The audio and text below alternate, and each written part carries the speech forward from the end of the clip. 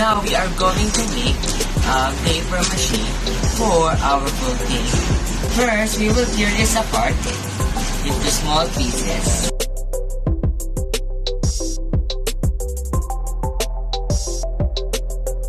After we tear it into small pieces, we will put it inside this.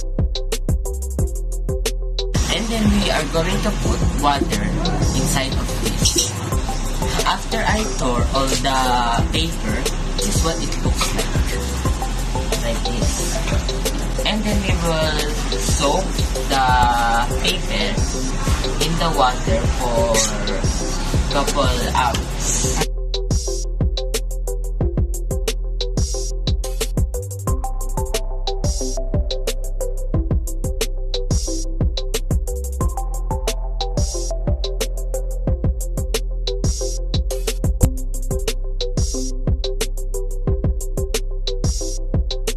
And now, we will make the volcano.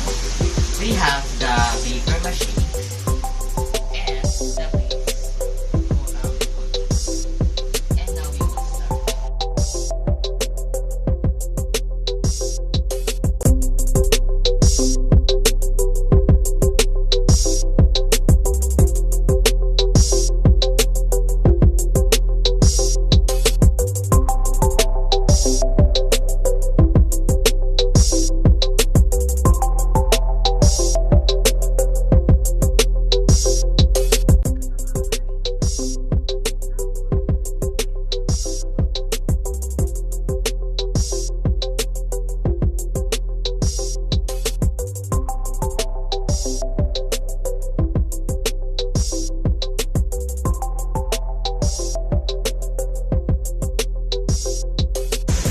Now we will wait until the paper mache is done, and we will now color it after this.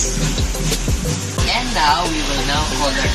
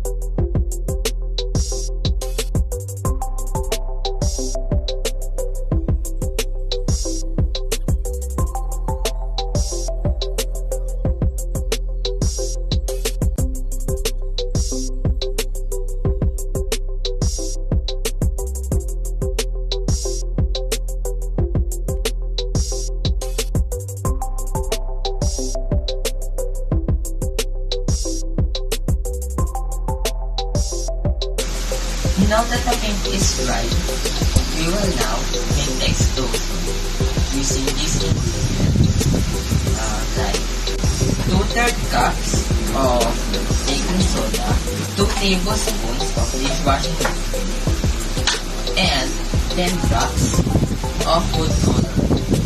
Also, 2 cups of vinegar. First, we will put baking soda first.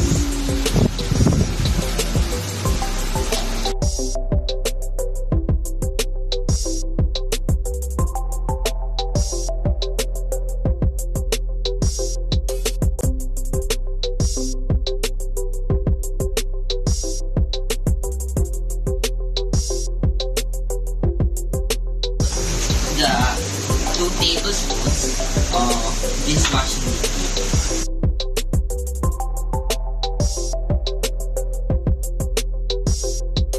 The 10 drops of food coloring inside the bowl.